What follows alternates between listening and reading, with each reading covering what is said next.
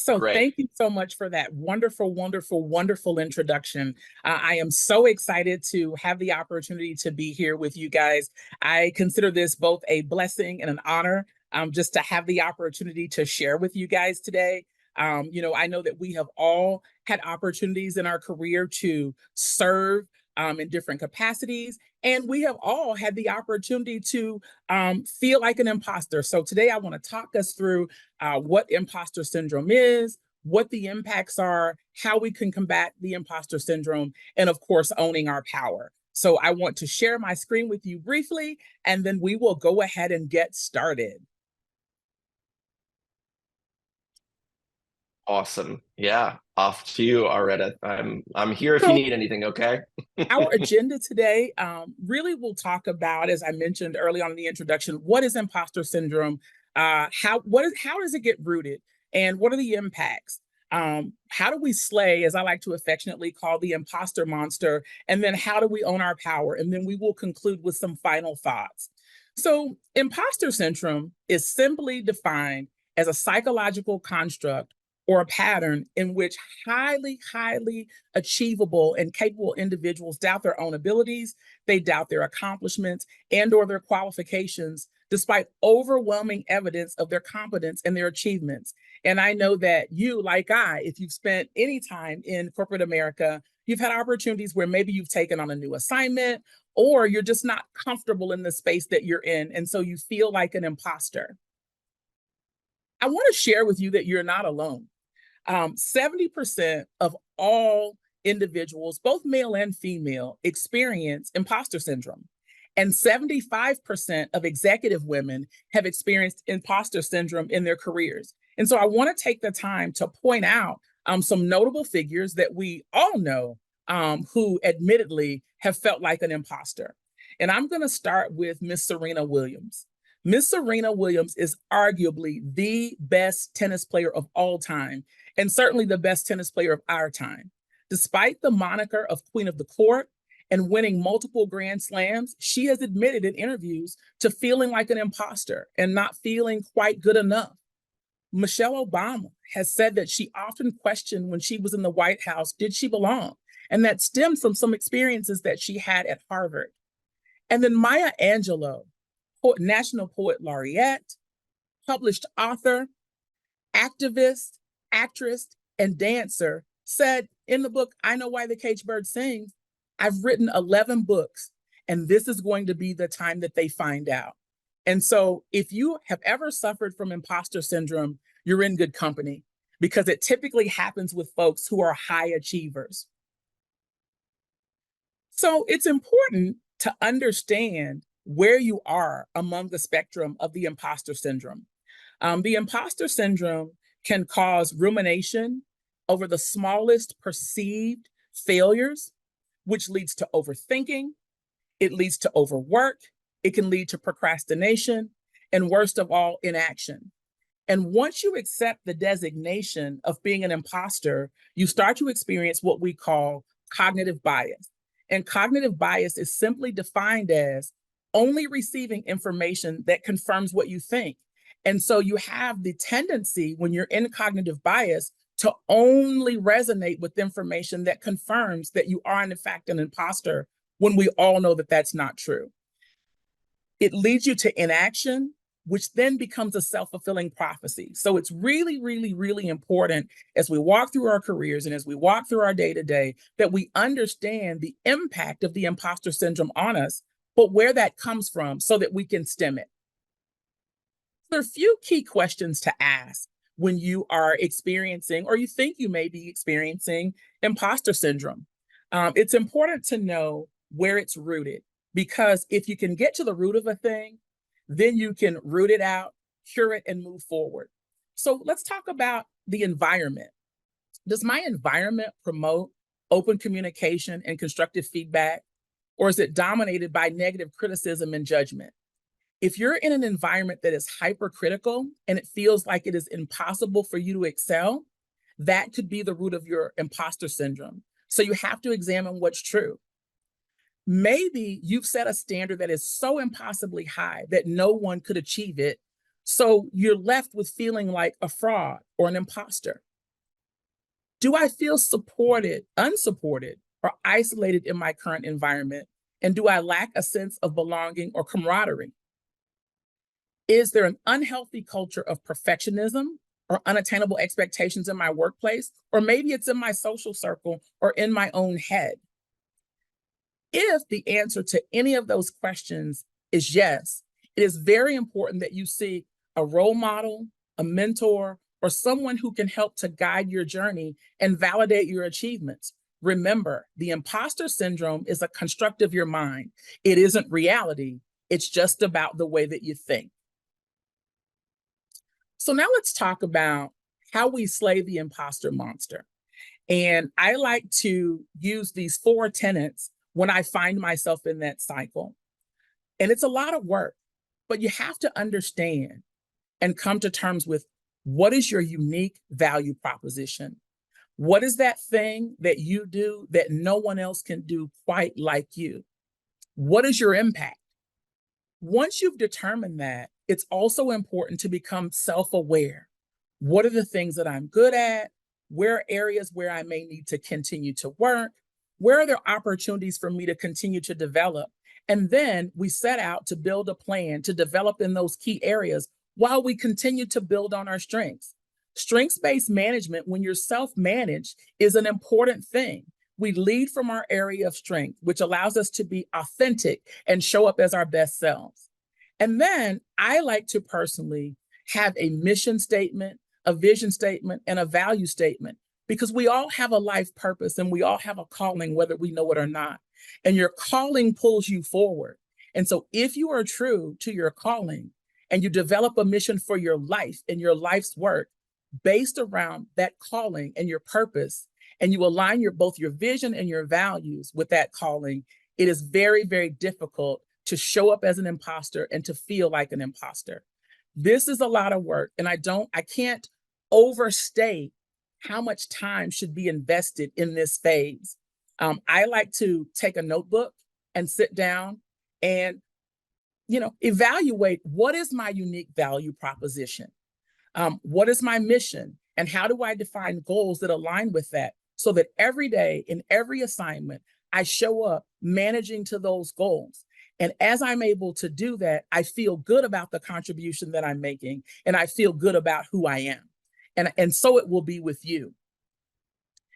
One of the things that I wanted to provide as an anecdote, and some of you may have seen the movie It's a Wonderful Life. And it's an old Christmas movie. If you haven't seen it, take the time to see it this upcoming Christmas. But there's a character in that movie, and his name is George Bailey. And George Bailey doubts his impact on life and his value as a human being. And so there's an angel that is sent down to show George what life would be like without his impact. And I like to go through an exercise, and I call it the George Bailey moments. It's those moments where you sit down and you think about a project, or you think about how you show up for your family, or you think about how you're showing up in your friend circle, or how you're showing up, in an organization a civic organization where you may be called upon to do work. What would the environment look like if your contribution wasn't there? It's pretty powerful when you go through that exercise. Acknowledging our power is significant and it's important. Remember that the imposter syndrome is a construct of your mind. So it is important to engage in positive self-talk. When you catch yourself having a negative thought about your abilities, remind yourself of your accomplishments, remind yourself of your impact and the hard work that you've put in to get where you are, and not only the experience that you have, but the expertise that you've gained through experience. It's also important to manage your emotions. Start by recognizing and accepting that you are experiencing imposter syndrome and that you're a human. Being self-aware is the first step in addressing the issue. And remember that every human being at some point during their career faces imposter syndrome. We talked about Michelle Obama. When they go low, we go high, Michelle Obama, the former First Lady of the United States who graduated from Harvard, that Michelle Obama. Serena Williams, how could she possibly feel like an imposter? But she does. And what I've learned as a human being is anytime there's the opportunity for me to do something that maybe I haven't done before that makes me feel inadequate, I gain confidence by doing. And so it is important for you to develop a bias for action and to do the things that scare you. So face your fear and rise. And then lastly, I'll share with you establishing clear goals. So when we talk about establishing your life's purpose, understanding what that is and what that calling is, it is defining a goal structure that aligns with that vision and aligns with that purpose and helps to continue to pull you forward in moments of doubt. So, how do we own our power? It's committing to your vision, establishing a strategic plan for your life that aligns with that vision, and establishing goals. Your goals are your barometer. As you achieve goals and you're able to check things off your list, that's how you know that you are showing up not only authentically, but you are showing up with a presence of power. Develop a bias for action. We only gain confidence by doing. So do that thing that scares you. And what you'll learn is that all of the people around you that you think are more competent than you, more accomplished than you, more credentialed than you, they're afraid too, but they face the fear and they do it anyway. Acknowledge your value, your unique value proposition. What are the things that you've contributed that no one else could in the way that only you could? Manage your emotions and be sure to give yourself positive affirmation day to day. So now we want to talk about breaking the cycle. There are going to be times when we don't show up as well as we would like to. There are going to be times when we are going to receive criticism, warranted or unwarranted. So the first step in breaking the cycle is focusing on the facts. When you receive feedback, what is true, what are the gems, and what is the rubble? So in step number 2, you acknowledge what is true and you take away the gems and you work through those things. You validate what is the validity of the feedback and you let go of the things that don't serve you well. Step 3, reframe your thoughts. Stinking thinking leads to a bad place. So you should be asking yourself, as I ask myself, what can I learn from this situation? Am I becoming better? Or did I show up really well and there was a misunderstanding somewhere? Always have a mentor. It doesn't matter what level of your career that you're at. It is really important to have a mentor and a circle of trusted advisors, or at least one confidant. You need allies, you need raving fans, and you need sponsors. Those people who speak well of you when you're not in the room. Continue to expand your knowledge in key areas and acknowledge your impact. Don't be afraid to take the credit and to say to yourself, I did that and I did it very well. As you continue to move through this cycle, what you will learn is that you continue to get better and improve at the things that you're already strong at, and you will gain some new skills. So the imposter syndrome really is about a construct in our mind, but it can be born of environments where there's hypercriticism. So understand that boundary setting is important. We teach other people how to treat us and how to deliver feedback. Also, we must remember that the imposter is an invisible adversary that we create. No one else can see the monster but us. Again, I talked about having sponsorship and allies and raving fans, but it's also important to have a coach. And a coach is a little bit different than a mentor. So having those people that can propel us forward and point out our blind spots, and also people that can reinforce and validate our contributions, and also a commitment to the process. It's not a one and done. I talked about those 4 key areas: authenticity, life mission, vision, purpose, and our value system, and establishing goals. It takes a while for us to cycle through that process. And it is something that we have to continue to revisit over the course of our careers. But if we do that, we can move forward with clarity about who we are. We can move forward with confidence about who we are and who we are not, and who we choose to be. And most importantly, we can move forward with power. I wanted to share some resources with you. I've read a couple of these books. I have found them super helpful. One that I really, really have enjoyed is The Year of Yes by Shonda Rhimes. She is the one person who was on our list who doesn't believe in imposter syndrome because she, like I, believes that there is value in being who you are and no one else can be you quite as well as you are. So I would certainly recommend that one. Control Your Mind and Master Your Feelings, making sure that you are controlling how you think and how you think about yourself, and being willing and not afraid and unashamed to own your greatness and to own your power. Our forefathers and foremothers paid a great price for us to have our crown. Your crown has been bought and paid for. Put it on your head and wear it well. And that is from Dr. Maya Angelou. There are few thoughts that I have that I want to share with this group. And one is, when you show up in the room, walk in like you belong there, because you do. The other thing that I would also share with you is, allow yourself to soar, because you indeed have the power to fly. Wow, Aretta, oh my goodness, that was incredible. Oh my gosh, thank you so much for that. This is the perfect way to start the day, the perfect conversation to start off this summit today, of lifting us up and giving us really practical evaluations. But it's also, I love that in your roadmap here and in your talk, it's not just about thinking our way through, it's about feeling our way through this as well. It's And about feeling our way through. It's about mhm, having a strategy to manage mhm, our way through. It's about mhm, self-reflection. It's about mhm, understanding who we are and how we show up and what our divine giftings are. Because if you mm, sit in your divine gift, no one else has that but you. So we're all called to an assignment. And I think sometimes we get sidetracked because we're trying to be someone else, or we're trying to show up in a way that is inauthentic to us because we're trying to show up in the way that someone else wants us to. And that's not what we're called to.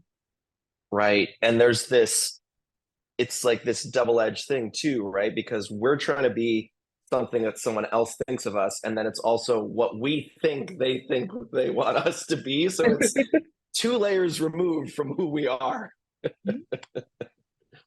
I would love to hear about, um, obviously, if you've clearly been, you're very passionate about this. You've been doing the work for yourself. You're sharing it with us. Um, I would love to hear if you're open to sharing any personal experiences you had, maybe that helped start this trajectory for you, of a moment maybe earlier in your career when you were feeling imposter syndrome, and if does that still happen for you? Like you said, there's these amazing, you gave us a list of incredible women that I idolize, that many of us admire, and they feel it too. So I'm curious, does it still happen for you? And It how is does. it different? How is it It different does than when still before? it does still happen for me. And so I will give you two anecdotes. I will give you an anecdote, something that happened to me a long time ago when I was early career, and then something that happened for me more recently. So Mm, early in my career, I had the honor and the pleasure of serving on an executive team for my former company. And I was the operations guru, the business enablement person, the one who understood contact and call centers and how to optimize for cost and how to grow the business through fulfillment.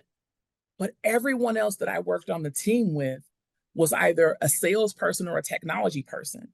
And so sometimes when I showed up to the meeting, I felt like I was in a meeting and I felt like a child that had the wrong clothes on, like I just wasn't right for the party. And the reason that I felt that way is because I didn't acknowledge my own unique value proposition. I mm, was the expert in the room who knew about the contact center piece, which was the largest cost to the business. And if you don't understand how to set strategy for a contact center, how to align that strategy with the overarching business strategy, if you don't know how to maximize revenue while reducing your cost structure, then the business fails, because there is no, you must have product support, you must have service after the sale. But I didn't understand that what I brought to the table was equally valuable, and in some cases more valuable than what some of the other members brought. So I had to really start to understand that we all play a different role and each role is important. Now, more recently, and this was as recent as October of 2023, I was invited to go and speak at a conference for Frost and Sullivan. And Frost and Sullivan is a multinational organization. And I've done a lot of speaking inside organizations that I had worked for. Obviously, you know, I speak at realtor.com to my team, and I'd spoken at some church conferences, but I'd never spoken to an audience of 300 people. And there were going to be senior level executives, executives that were in the C-suite, senior director, director, and up. And they'd all been in their career for 30 years plus. And my thought process, I was very honored to be asked, but my thought process was, what am I going to be able to share with this audience that they don't already know? And I felt like a fraud. I was afraid. But I told myself that the door of opportunity would not have opened had I not been ready, and that it was my responsibility to show up and to share my expertise and to provide a conversation about strategy and how we move the contact center forward in this 21st century environment where we're leveraging AI technologies and we're moving at quantum. And I did what I ask everyone in this room to do. I showed up, I faced my fear, and I rose to the occasion. And I was the #1 keynote speaker. I got a lot of accolades and a lot of requests to speak at other engagements after that. But it was very, very scary. And so what I would share with people is, if you're afraid to do something, that's probably the thing that you should do. And if you leap, the net will come because you are competent. And what I learned in that experience, and I want everyone to take this away, is sometimes you've been doing something for so long that it comes easy and naturally to you. So you discount that there's a skill set associated with that, that there's an ability that comes with that, that there's expertise that you have that maybe other people don't. And so when you're invited to show up and do your best. And it will open and unlock a lot of doors for you. But more importantly than that, it will build your confidence. And that's why I said early on, we only gain confidence through action. But I felt like an imposter, but I showed up like a star. Oh, I love that. And I love what you said earlier about the opportunity would not have opened if I had not been ready. And that is, I need to put that on my wall. Like, that is so crystallized and perfect, because even after having experiences doing things, there still can be that voice. Like you said, you're the expert in the room, and yet, well, now there's a group of 300. No, I couldn't possibly be. I couldn't possibly be. Yeah, that is not true. That's the voice. I love that. Oh, it's so wonderful. So we have a few questions left, a few minutes left, and we have a few questions from the audience. So I'd love to jump in with a couple of those. Someone asked, can you speak on the systemic oppression effects of imposter syndrome and working through it as well? Yeah, it's something that unfortunately we experience when we are different or we are othered. There are times when we are in environments where there are microaggressions that we experience that are disguised as feedback. There's this thought of, perhaps you don't belong here. You know, we're having this whole conversation around diversity, equity, inclusion, affirmative action, and there is a cohort of people who feel like if you show up in an environment, it's not because you're competent, it's not because you have expertise, but it's because you are othered.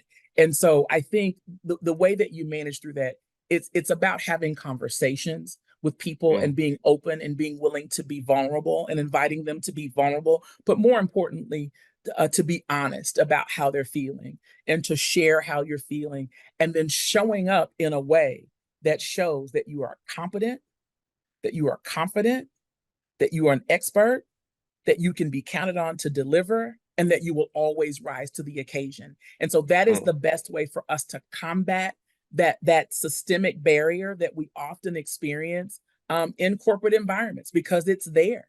And then we continue to do the work, the other work to change the world for the better and to dismantle, some of those systemic things that we face. Yeah. It's how do you manage the balance between mastering your feelings and sharing your feelings? That is a very profound question, and I'm going to do my best to give you an answer. I think it's important for us to, first of all, acknowledge that feelings are not facts, they're just feelings. And sometimes we can fall into the trap of assuming a feeling is truth. And so we have to Mm, extend a little bit of grace to the other person and make sure that what we're feeling really aligns with what the facts are. So that is a piece of it. So knowing that, it helps us to be better able to master our emotion and our feelings. And then I would say focusing on the goal. What is the intended outcome? What is it going to take to get there? What is the strategy for getting there? What types of pitfalls might I encounter if I give into my emotion? And what is the unintended consequence and the contingency? So there's a lot of planning, a lot of thought work, a lot of preparation work that has to go into how we approach that scenario. But I would say, if there was one sentence, remember that feelings are not facts; they're just feelings, and we can't mm. we can't be managed by our feelings and our passions. Yeah. I love that. And for me, it's feelings aren't facts, but they are useful information. They are. They are. They do inform how we move forward. Yeah. So we just have only a minute left. This has been so wonderful conversation. Could clearly go all day with you because I would love to get more into this. But because we're wrapping up, what's the best way for folks to stay connected with you if they want to keep the conversation going? Sure. I am on LinkedIn. I'm active there. Certainly this presentation will be delivered. You can reach me at my email address at realtor.com. I'd love to have a conversation, coffee chat, to keep the conversation going because it is something that we all face. And it's not a one and done. It's something that we will face multiple times throughout our career. And so I think the best way that we can support each other is to keep that conversation going. Thank you again, Hunter, for this amazing opportunity. Thank you to the Power to Fly organization, and thank you to all the participants that joined the session today. I really appreciate it. Oh my gosh, thank you for making the time and being here. This has been absolutely a delight, and I hope we get to do it again. Please come back. Thank you. Thank you so much.